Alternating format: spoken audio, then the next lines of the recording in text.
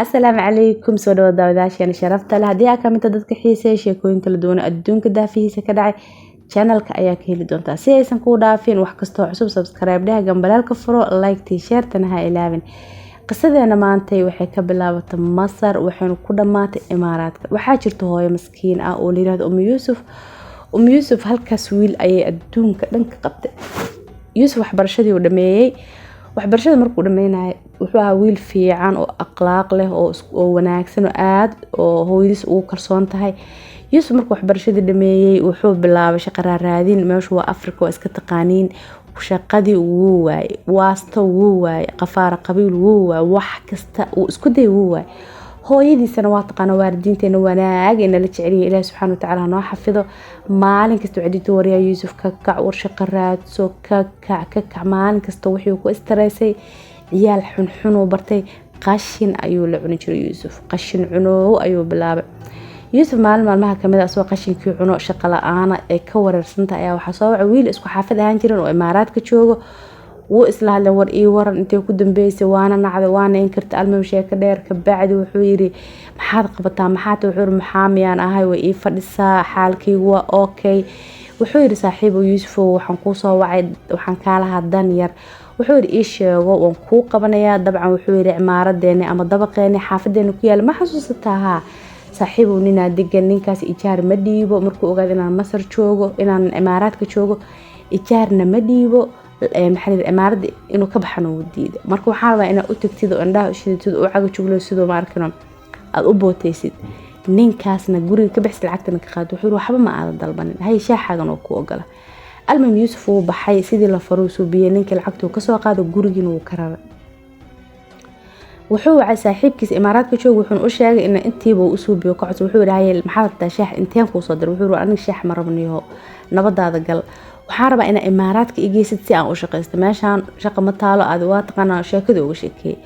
wuxuu yiri waxba ma aadan dalban saaxiibkayo shirkadaha isku fiicnaayeen oo wacay wuxuu yiri nin ajira saaxiibka Yusuf dhaw Imaaraadka joog inaad ii keentiin rabaa shaqanaysiin way aqbaleen Yusuf waxa loo soo diray fiiso waa la kaxay Imaaraadka la geeyay oo shaqeystay Yusuf waxa wiil fiican akhlaaq wanaagsan dabcan qashin ku caabi jiray iska iloow markuu lacagta arkay Yusuf oo kala kacday hooyadiis lacag u diri jiray shaqaalo u qabtay kama qasnay nolol nooc ugu dambeysay ya garbaatigiisa jaakeedkiisa wuxuu ahaa nin hay ah baawurkiisa gurigiisa almuhim seeta ugu fadhisay maalmaha kamid ah ayaa Yusuf waxa soo wacay saaxiibkiisa soo shaqada ka sii baxaayo ay weekend dhigirata wariya Yusuf iyo warseetan fiicanta intee joogta war gurigiga u socda shaqada war kaala xaq imaawniyo sheeka fiican ku haya intee joogta meel hebla Yusuf xur fadhee guriga asbax guluuska saaxiibkiisa aha jooga breega ku qabto Yusuf saaxiibkiisa u tagay wax yar ka bacdi waxa imaaday nin Pakistan ah oo wado qashinkii uu Yusuf hore u cuni jiray Yusuf wuu farxay Allah waxaan mar hore ugu dambeysay intana ma yaalan war ha way yaalan ku soo dhawo Yusuf wixiisiyo juluq uu cuno labadii biri oo fasaxa weekend uu hurdalay qaaq waxa la gaaray xilliga shaqadiisa ku noqday ninkaanito hore waxa loo yiri wax la maagay miir ma leh miidaani dhiga ma leh Yusuf meel loo wadaa saaxiibkiisa saaxiibo arinku waa ka helay intee keela hay ima weekendiga kaleento waa la balamiye meeshii uu tagay hadana qashinkii wad iska soo sifeero iska soo saaray Yusuf arinku uu ku dhadhamay ninkii mar saddexaad wuxuu saaxiibaas dabaalinin laba mar aan ku casuumay mar saddexaadka iyo mar afraadka hadda kadib adaa gadanaysid hay meeqa waan gatay wuxuu yiri waa 1 dirham waxaan qashinkaan mid ka badan aan waxaan u gadi jiray 2 gene Masar si ay dhihi kartaa 1 dirham waay wuxuu rabo istabaalin ninkan oo maxaa la yiraahdaa Pakistanka ah asaawixiis kale saasoo gataa alman Yusuf lacagtii soo gasho 80% qashinkaan uu ku gadan jiray wuxuu noqday daroogiiste Yusuf hooyadiis lacagtii uu ka jartay habartii xaalatul xaal maskiina kis yar oo waxba u goonin siin jiray Yusuf maalmaha kamid ah asoo xaalka ku jira ninka Pakistaaniga ah oo qashinka u keeni jiray askarta far iyo suul ku qaadaan Yusuf xabsi la geliyay xabsi dheer lagu xukumay iyo tarxiil wadankiisa uu ku aadi doono markuu xabsiga dhameesto dabcan يوسف محل هذا أرنكيو وعوني جرو وبرتة وورير وجه ورير وحي وربع صاحب كيسو وع مصر جوجو وحور صاحبه وحن كهرباء ضلب ير إن إيسو ديبت الألابتاس أو تكارجو إيسو سارتيد يوسف صاحب كيسو وافقي ألابتي وسوا جذي عنتو سو دحجلي وحو كان شركة كارجوجا وحيدا إنك عنتنا مقالنا ضريرنا مقالنا وحن قالنا وحياة الدبيعي وقلنا وان شركة كارجوجا ده تكتد أو ضريرة وجيسد عطرات أما عنتو وحاس مكا قاضي يعني وحقلل وقاضيان المهم ninkanito oo Yusuf saaxiibkiisa waxa la yiri gadaashaada u noqo jidka ka imaad waxaan maqaano Yusuf wuxuu yiri saaxiibo ka waran hadii aan ku soo dirfiiso oo imaaraad ku keen alaabtan hore igu soo qaadi a'uudu billahi min ash-shaytaan rajiim arrinkaas kaliya nin dadow fiiso u diraa qashin u soo qaada imaaraad ku imaana wallahi wax ku haaya meeran Yusuf Allahumma najayna المهم يوسف نينكي فيسو ودري لكن waxaa la yiri ma soconayso isku magac ma tihiin walaalka u diri kartaa hooyada waa u diri kartaa walaasha waa u diri yani family-giina ku magac ah bas u diri kartaa hooyada abaha iyo walaalahaaga cid kale u diri kartaa Yusuf wuxuu yiri ha fursad fiicnaad meeshan fursad qatar oo ka helaba wuxuu yiri hooyadeeda miskiinta eedan u diraa fiisaha alaabtan ayada igu soo dhibay ma xuma يوسف هويد في سوق درفيسي وأصابح هويد وفرح سند ويلكيجي أخيرا وعلى كل مدونة وعلى مذوب بدونة يوسف وحولها لصاحب كيس وحويري وحد إيسو دبتاع إن علبض واتقان كومبض بروتين كدت كتيم كقاعدة كعنان وين تعصواجد يوسف دحرد كومبض وصواج ذي صاحب يوسف وحوكو صور دي سداد بقول أو جرام أو قشن كيئة hooyadii maskiinteeda loo soo dhiibay hooy way soo baxday ayadoo faraxsan oo wiilkeedu inuu socoto ku faraxsan imaaraadka ayay saas u soo dhigtay cagaha markay imaatay way soo degtay wiilkeedan dabcan uu sugaay meelaha qaybaha dadku lagu sugo ku sugaayay